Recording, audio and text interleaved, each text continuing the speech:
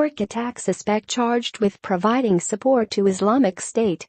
New York, Reuters, an Uzbek immigrant suspected of killing 8 people in New York City by plowing a truck into cyclists and pedestrians on a bike path was charged in federal court on Wednesday with acting on behalf of the militant group Islamic State.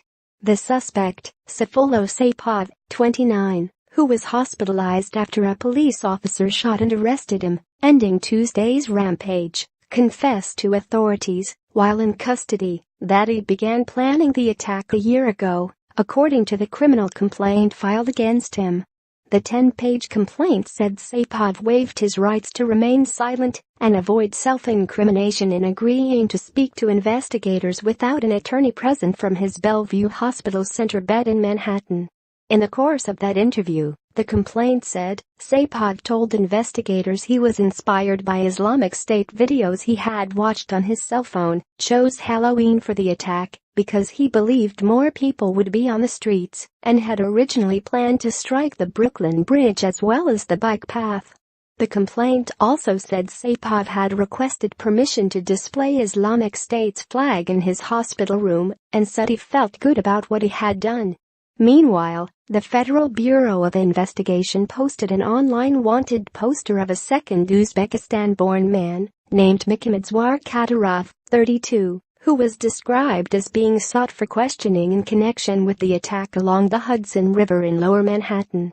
Saipov was charged with 1 count of providing material support and resources to a foreign terrorist organization, designated in the complaint as Islamic State, and 1 count of violence and destruction of motor vehicles. New York City police earlier in the day said that Saipov had carried out the attack according to instructions he found posted online by Islamic State, on whose behalf he claimed to have acted.